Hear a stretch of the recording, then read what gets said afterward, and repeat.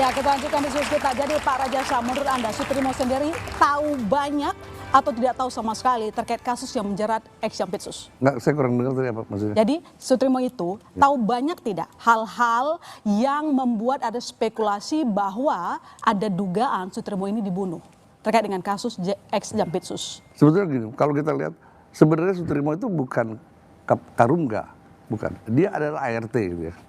Dan dia kembali ke Jakarta mungkin sekitar 1 tahun yang lalu ya, karena dia minta pekerjaan kembali. Kemudian ditempatkan di rumah di mana di klinik ini, kosong tempatnya. Dia menjaga di situ gitu.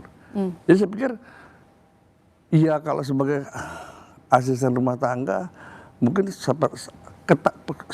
pengetahuan dia hanya sebatas mungkin kalau dia dengar Febri ngomong. Tapi kalau misalnya ada kesepakatan jahat yang dilakukan bersama, enggak juga saya pikir itu sangat belum bisa saya bisa katakan bahwa itu terjadi ya.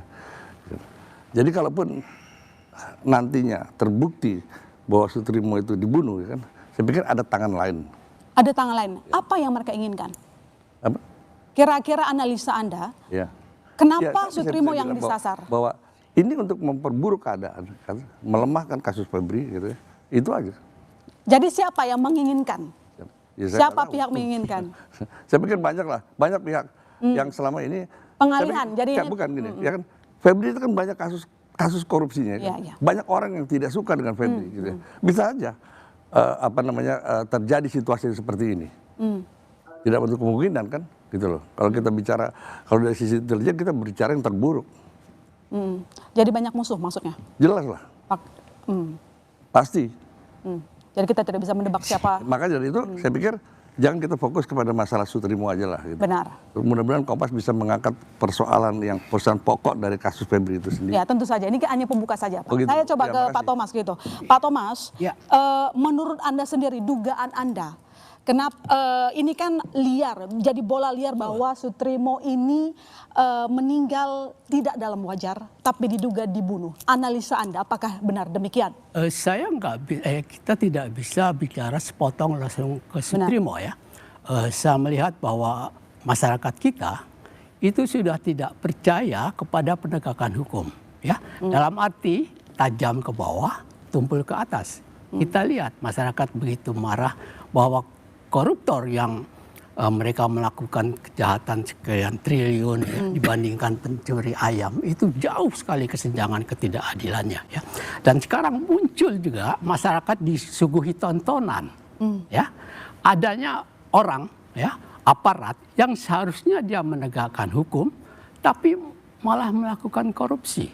Nah, akar munculnya Sutrimo itu harus dari situ ya. Yang pertama adalah polisi ya yang ditangkap oleh kejaksaan karena kasus pengelolaan MBG ya.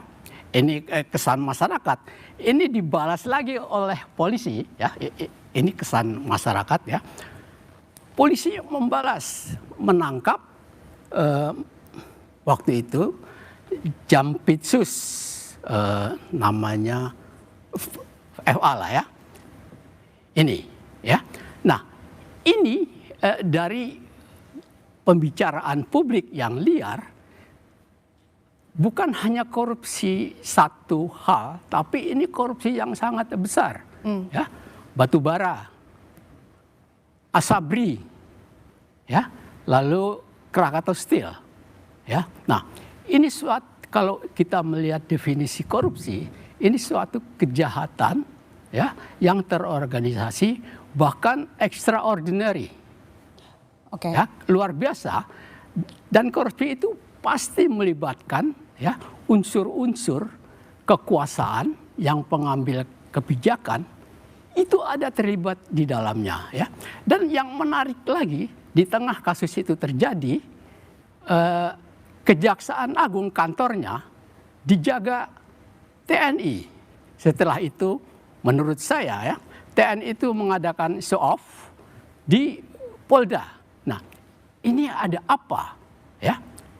Menurut saya ini seakan-akan ya cara-cara orde baru muncul lagi. Entah siapa yang membawa. Maksudnya gimana Pak? Maksudnya gimana? Cara-cara Orde Baru bahwa penegakan hukum ya seperti Marsina dan sebagainya, Munir ya, Munir udah masalah sekarang juga, itu TNI ikut campur untuk melindungi siapa ya. Nah ini hipotesa ya. Nah kemudian muncul kasuslah Sutrimo? bukan Jampitsus ya. Nah setelah itu muncul karena ini sudah liar ya, pengacara dari keluarga juga mempertanyakan adanya kasus Sutrimo karena dia ketika sedang ada di kampung dipanggil oleh mantan Jampitsus ke Jakarta ya. Dan pembicaraannya kira-kira saya hanya bisa bicara dengan kamu ya yang ini. Nah ini kan menimbulkan pertanyaan. Jadi apakah menurut Anda Sutrimo ini merupakan bagian fragmen mega korupsi di kasus Jampitsus? Bagian atau fragmen, tapi sebagai pembantu rumah tangga apapun ya, apalagi rumah itu rumah pejabat, dia pasti tahu yang banyak ya. Sehingga kemungkinan takut kalau suatu saat pengadilan memanggil Sutrimo untuk menjadi saksi. Oke, meskipun sebenarnya kan pihak keluarga juga mengakui beliau ini punya penyakit diabetes. Ya, tapi begini ya, di dalam kematian yang mencurigakan ada satu entah ini penyakit atau terkait dengan tubuh manusia yang disebut aritmia. Ya, aritmia itu akibat seseorang memperoleh tekanan psikis ya yang berat yang ini. Nah, pertanyaan saya pribadi ya, apakah ini perlu dibuktikan ya? Apakah Sutrimo ketika bertemu dengan bosnya ya, dia juga diintimidasi ya? Awas lo ya. Nah, kalau enggak bla bla bla. Ya. Nah, ini juga bisa menimbulkan kematian karena dengan tekanan psikologis yang berat itu detak jantung, ritme jantung itu kan ada aliran listriknya jantung itu. Ya, itu terganggu sehingga dia bisa mati sesaat atau mati pelan-pelan dan menyebabkan orang bunuh diri. Nah, ini. Nah, itu yang pertama. Yang kedua, sebab-sebab ya. Sebab-sebab kematian itu hanya bisa dibuktikan dengan autopsi kalau itu mencurigakan ya. Dan ini bisa kemungkinan juga karena penyakit atau karena pembunuhan yang tadi disebutkan. Baik, nanti saya lanjut lagi ke Pak Thomas. Saya ke Pak Firman kalau begitu. Pak Firman, mungkin bisa ada ceritakah dari klien Anda Pak Febri terkait dengan pertemuan terakhirnya dengan Pak Sutrimo? Yang pertama sebenarnya saya agak perlu merespon Mas Sugeng Teguh sama beliau. Ini ada tulisan yang disampaikan oleh psikolog forensik namanya Reza Indragiri. Dia mengatakan kematian Sutrimo masuk ranah pidana tanpa autopsi. Reza Indragiri mengatakan apa dasarnya?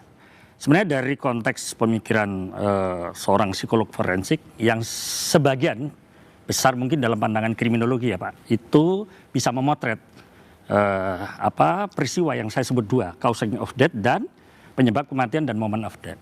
Kita tidak pernah bermaksud untuk mendahului proses forensik itu.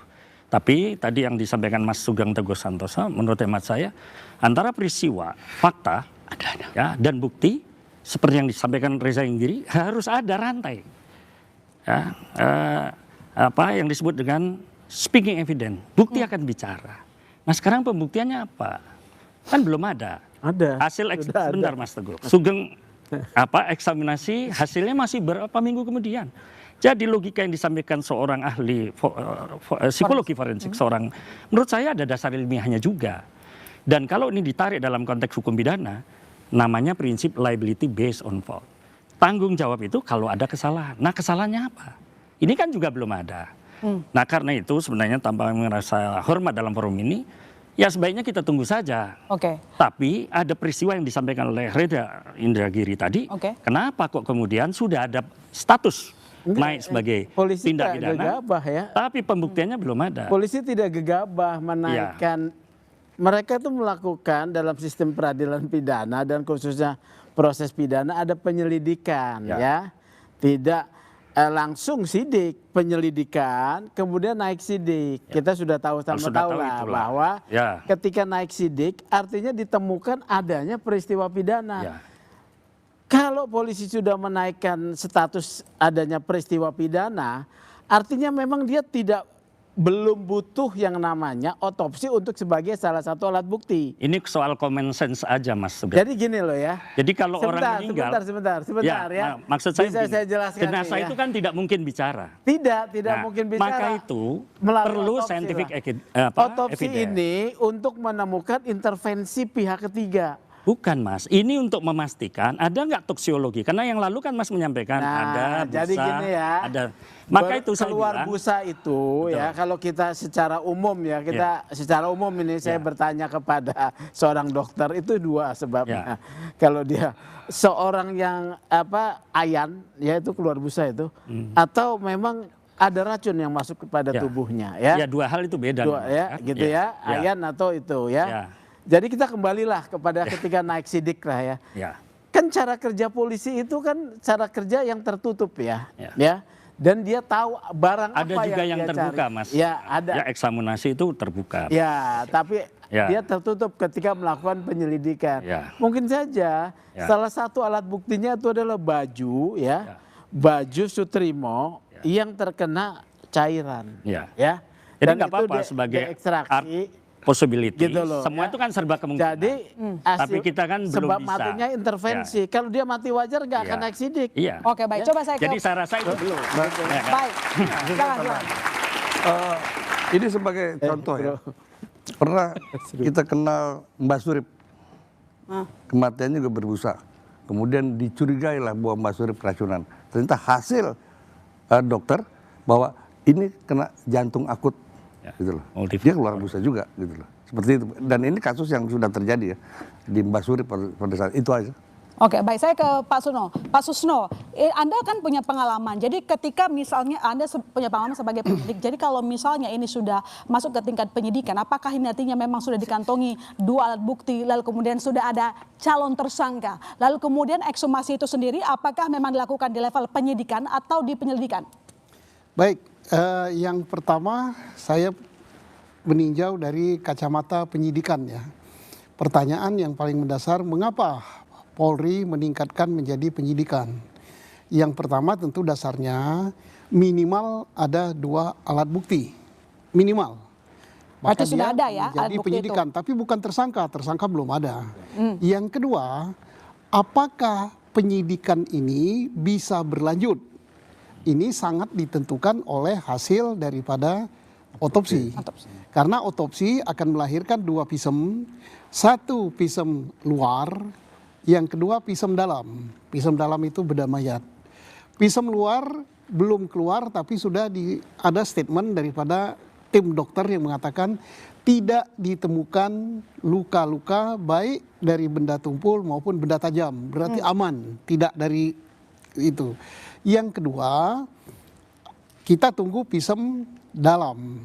Ini 3 minggu, taruhlah.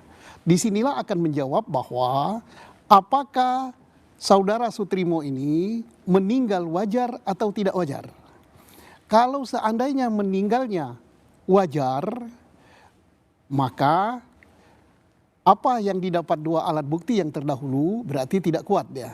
Tidak akan lanjut kepada penyidikan lebih lanjut. Nah, apa tindak lanjut Polri? Ya dihentikan. Sekarang kalau seandainya hasilnya bahwa dia meninggal tidak wajar. Ketidakwajaran ini harus dicari penyebabnya. Oh, ditemukan ada zat yang masuk ke dalam tubuhnya yang mengakibatkan kematian, entah mengganggu paru-paru atau jantung atau lambung atau apa, itu ranahnya dokter forensik. Seandainya misalnya itu dari zat itu masuknya baru dicari masuk ke dalam tubuh yang bersangkutan karena apa? Karena dia nyuntik sendiri misalnya kan, atau dia telan sendiri, atau ada pihak ketiga yang masukkan, yang katakan Pak Sugeng tadi. Kalau pihak ketiga memasukkan, maka inilah tugas polisi untuk mencari siapa yang memasukkan itu. Nah, setelah ketemu siapa yang memasukkan, maka teka-teki yang beredar di publik yang menyatakan bahwa terkait dengan ini itu akan terjawab dengan apa motifnya, apa modusnya dia melakukan itu. Ini tanpa kita mengatakan bahwa ini terkait dengan perkara FA dan semua itu belum tentu, masih jauh ini. Nah, sebagaimana Pak Rajasa katakan ya bodoh sekali kalau FA yang melakukan. Nah, jadi artinya apa yang beredar di publik akan terjawab semua. Jadi asumsi-asumsi yang dikatakan Pak Sugeng, kemudian Pak Firman, itu kan benar semua. Kita tunggu hasil ini dan bisa satu lagi kemungkinan. Kemungkinan daripada hasil otopsi nanti adalah dia meninggal bukan karena benda atau zat yang masuk, tetapi karena sebab sesuatu penyakit. Oke, baik. Tapi Bisa Pak, kalau hasilnya. soal ekshumasi sendiri apakah memang dilakukan harus di tingkat penyidikan atau bisa di level bawahnya? Ya, Gitu. karena ekshumasi itu adalah merupakan salah satu upaya paksa.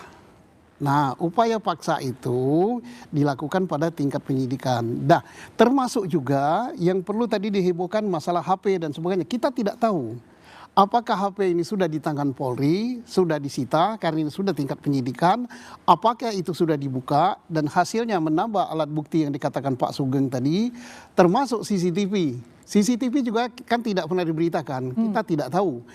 Saya yakin alat bukti yang dihimpun oleh penyidik bukan saja hanya saksi yang katanya sudah 24 ya. Ini CCTV, mungkin HP, siapa tahu bajunya pun sudah disita, DNA-nya pun sudah dicek. Jadi Pak, artinya memang harus dinaikkan dulu kalau soal ekshumasi tadi, memang harus dinaikkan dulu levelnya ke penyidikan sehingga baru bisa dilakukan ekshumasi. Ya bukan hanya ekshumasi saja yang harus dinaikkan ke penyidikan, semua upaya paksa. Karena semua upaya paksa termasuk penggeledahan, penyitaan itu harus ditingkatkan menjadi tingkat penyidikan karena ada berita acaranya. Berita acaranya itu harus pro justisia. Ini Pak Sugeng ngapal persis ini karena dia pengacara. Ya, pasti sudah ditingkatkan penyidikan. Apakah mengkhawatirkan seandainya tidak ketemu tersangkanya atau tidak ada tersangkanya? Ya kalau tidak ada tersangkanya, karena dari hasil ekshumasi tadi berbeda dengan apa yang disampaikan sini, tinggal Polri menimbang alat bukti yang lain. Kuat yang mana? Nah ini kan endingnya kan bisa dihentikan penyidikan. Penyidikan bisa dihentikan dan bisa juga dibuka lagi. Seandainya setelah dihentikan, oh berbeda, ketemu lagi alat bukti lain yang berupa forensik yang kuat sekali, kan tinggal meningkatkan jadi penyidikan. Oke, baik, saya coba ke Mas Noval. Mas Noval, dengan dilakukan ekshumasi kemudian pemeriksaan para saksi-saksi, bagaimana sejauh ini respon dari publik, respon dari netizen? Yang pertama responnya tentu saja menunggu apa yang akan diumumkan oleh Polri setelah ekshumasi ini.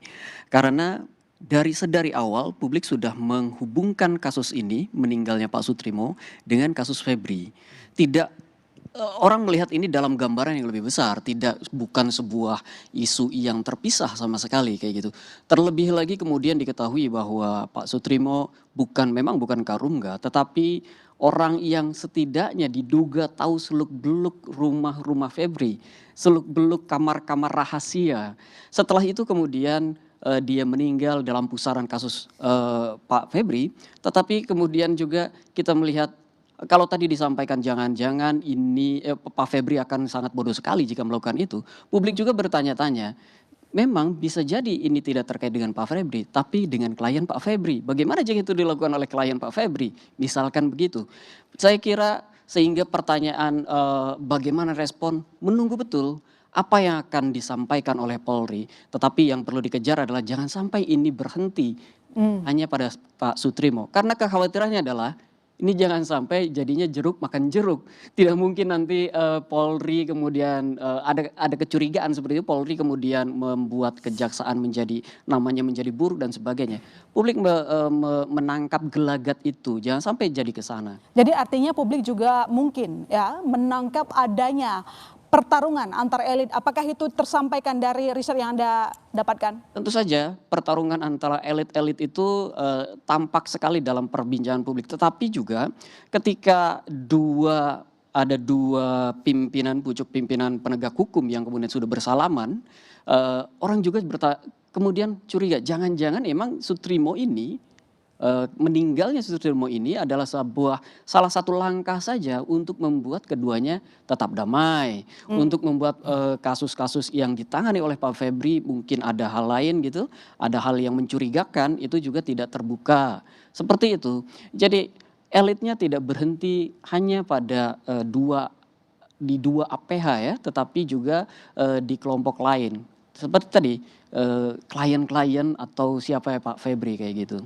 Baik, coba saya ke Bu Aan kalau begitu. Bu Aan, pertanyaan begini, Anda mewakili keluarga saat melaporkan, pasal apa yang Anda sampaikan atau mungkin disarankan di pasal pembunuhan? Jadi begini, jujur saja sejak awal itu kami itu tidak pernah jadi keluarga itu memang sangat berhati-hati untuk tidak menyentuh berlawanan dengan siapapun. Maka sebenarnya kalau dalam kronologis laporan kita tidak pernah menyebut siapa terlapor, lalu kedua juga tidak menyebut pasal. Akan tetapi karena di dalam sistem itu harus masukkan pasal, maka pilihannya kan hanya ada dua, apakah dugaan pembunuhan berencana atau pembunuhan. Kita mencari aman biar polisi yang akan melakukan penyidikan. Apakah ini nanti kemana arahnya? Tapi karena prinsipnya dari pihak keluarga hanya ingin kepastian apakah kematiannya wajar atau tidak. Jadi Anda sendiri tidak yakin bahwa ini merupakan kasus pembunuhan, Bu Aan? Pembunuhan. Anda yakin? Karena inilah dugaan begini, saya tidak dalam kapasitas karena kepentingan saya adalah membela klien kami yaitu para keluarga almarhum Sutrimo. Saya tidak akan masuk ke dalam ranah perdebatan yang asumsinya ini para ahli yang ada di depan. Namun prinsipnya saya akan meluruskan satu hal. Kira-kira kita semua ini orang berakal. Kira-kira apa pentingnya Sutrimo itu disuruh menjaga klinik yang sudah tidak jalan kira-kira? Selama ini Pak Sutrimo, saya punya satu fakta yang tidak bisa ditolak oleh siapapun. Oke, baik. Bu Aan, saya konfirmasi sedikit kalau begitu. Pak Sutrimo bekerja dengan Pak Febri. Tapi kemudian selama ini sebenarnya penugasan Pak Sutrimo itu di mana? Apakah baru kali ini di klinik itu? Atau selama ini memang di klinik tersebut atau di rumah yang lain misalnya? Tidak. Jadi gini, kalau dari zaman dulu Pak Sutrimo itu betul dia bukan kita tidak tahu karungga lah kalau keluarga. Setahunya keluarga Pak Sutrimo itu adalah orang memang yang suka disuruh-suruh Pak Febri. Kadangkala dia mengerjakan proyek batubara di Jambi. Tapi tapi kalau tidak maka dia itu ya di rumah. Seperti itu. Terakhir sebelum kematian saya bisa meyakinkan dengan alat bukti yang sudah disampaikan juga oleh saksi pada penyidik. Tanggal 19 sampai tanggal 23 Pak Sutrimo itu tugasnya adalah menjaga rumah utama. Yaitu rumah yang ada di Jalan Radio 1 nomor 15. Kenapa? Karena di dalam percakapan antara 19 sampai 23 itu clear. Dia memberikan foto dan bercerita ia lagi ngamanin rumah yang lagi viral. Rumahnya yaitu. Jadi tidak benar. Saya tidak tahu kecuali dibuktikan misalnya ada barangnya Sutrimo sepertinya penyidik bisa melihat lah. Tapi faktanya yang kami miliki bahwa dari 19 sampai 23 Sutrimo itu adalah menjaga rumah utama. Rumah yang dia duduknya persis adalah di bangunan yang seberangnya rumah Pak FA. Yaitu di Jalan Radio 1 nomor 15. Karena pada percakapan dengan adiknya itu dinyatakan dengan tegas dan dia menjaga itu setiap hari dari tanggal 19 yang WA-nya masih ada ya sampai dengan 23. Pada saat kematian bahkan pagi jam 4 sebelum kematian itu ya di situ. Jadi Anda sendiri menduga bahwa kematian Pak Sutrimo ini memang tidak wajar karena harus menjaga tempat yang sebenarnya kosong. Tidak wajar. Kita meyakini di belakang itu menjadi tidak wajar karena ada satu formulir kronologis kematian yang ternyata tidak pernah disampaikan kepada keluarga. Yang isinya diantaranya menyatakan bahwa Sutrimo ditemukan diantaranya dengan mulut dan hidung berbusa. Keluarga jika benar ada formulir itu nyampe ke keluarga saat itu pasti dilaporkan kantor polisi. Oke, itu baik. Keluarga kaget semua. Saya ke Mbak Asfi kalau begitu. Disampaikan barusan ada formulir yang tidak disampaikan ke pihak keluarga dan itu memberikan dugaan bahwa memang kematian Pak Sutrimo tidak wajar. Ya, saya pikir ini kan pertama yang harus kita sadari kita kehilangan saksi penting dalam peristiwa tadi mega korupsi yang melibatkan mantan Jampidum. Jadi Pak Sutrimo menurut Anda merupakan sosok yang penting dalam kasus Jampitsus. Iya. Gini, meskipun dia ART, pekerja rumah tangga, bukan berarti dia tidak bisa melihat. Apakah memaknainya bisa, itu lain soal. Kan sebetulnya saksi yang tidak memaknai itu lebih penting daripada saksi yang so tahu kan. Dia tinggal di BAP aja. Saya lihat si ini datang, si itu ngapain, itu kan nggak perlu. Itu pemaknaan oleh penyidik. Jadi saksi yang sangat murni seperti ini akan lebih penting. Apalagi kalau dilihat dia orang kepercayaan yang bisa ditugaskan ke tambang. Ini pasti sebetulnya dia bukan pekerja rumah tangga yang harus kita pertanyakan juga. Definisi pekerja rumah tangganya ini andalan gitu ya. Nah yang saya lihat juga tadi kan ada gini.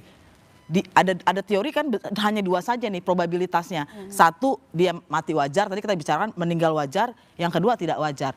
Kalau tidak wajar tadi Bapak sudah mengatakan mungkin saja ini ada orang yang ingin menjelek-jelekan Febri. Tapi kan ada yang kemungkinan yang lain lagi. Satu oleh Febri atau yang ketiga adalah tadi oleh orang yang menaruh barang uang itu di rumah Febri. Yang sebetulnya bagian dari turut serta dan dia mulai merasa terancam. Ini orang ini ada terus di situ. Jadi kan ada probabilitas itu ya. Jadi kalau saya mau setuju dengan bapak-bapak tadi, jangan cepat-cepat menyimpulkan apapun, termasuk cepat-cepat menyimpulkan ini matinya karena racun dan kalau nggak ada racun berarti nggak salah. Itu namanya logical fallacy yang sengaja dibuat. Kalau dari bapak tadi kan bisa aja dia matinya sebetulnya karena mengalami tekanan. Gitu ya, dan orang yang menjalankan tekanan udah tahu nih orangnya kira-kira begini kan gampang. Jadi dengan tadi saya menyaksikan argumen-argumen yang ditaruh ini sebetulnya juga bisa menjadi penggiringan opini untuk kemudian mengatakan tuh kan nggak ada racun berarti nggak ada pembunuhan. Padahal pembunuhan bisa macam-macam. Oke, baik, saya ke Pak Susno. Pak Susno, disampaikan oleh Mbak Asfi barusan bahwa diduga Sutrimo ini sebenarnya tahu banyak. Mungkin tidak dimaknai begitu ya, tapi dia kan bisa tahu beberapa laporan-laporan keseharian begitu dan bisa jadi saksi kunci katanya. Ya bisa jadi, tetapi persoalannya saksi kunci apa tidak, kan kasus ini sudah 2 tahun sebelumnya diselidiki oleh Kortas Tipikor. Ya. Apakah saudara Sutrimo ini saksi kunci? Banyak tahu, penting. Yang paling tahu adalah penyidik Kortas Tipikor dan penyidik Jampitsus. Karena perkara sudah dilimpahkan ke Jampitsus. Nah, dalam perkara yang dilimpahkan itu, berkas dikasihkan, termasuk juga daftar saksi. Apakah saudara Sutrimo ini sudah diperiksa? Apa termasuk sebagai daftar saksi atau calon saksi? Nah, kalau dia misalnya calon saksi dan ini kunci sangat penting, mestinya penyidik baik tim Kortas Tipikor maupun penyidik dari kejaksaan yang sekarang menangani perkara ini harus menempatkan Sutrimo ini di dalam perlindungan LPSK. Nah, sama tadi lagi sekaligus kesempatan ini saya gunakan, apakah polisi terlambat di dalam meminta gali jenazah atau ekshumasi? Sebenarnya bukan keterlambatan dari pihak Polri. Menurut hukum acara kita yang baru bahwa ekshumasi itu harus persetujuan keluarga. Awalnya keluarga tidak menyetujui, bahkan keluarga menyatakan menerima. Tapi alhamdulillah terakhir keluarga lapor dan menyetujui ekshumasi ini. Walaupun sebenarnya kalau keluarga tetap ngotot tidak menyetujui, ada satu langkah yang bisa ditempuh oleh penyidik Polri, yaitu meminta penetapan pengadilan. Tapi belum sampai Polri minta penetapan pengadilan, keluarga sudah menyetujui. Persoalannya, apakah masih bisa diketemukan apa tidak zat yang dicari dan sebagainya. Ini ranahnya daripada kedokteran kehakiman. Tapi apakah memang tanpa Sutrimo pun sebenarnya kasus dari Pak Febri ini bisa diselesaikan, bisa terungkap? Nanti dijawab, saya kembali saudara tetap di Bola Liar.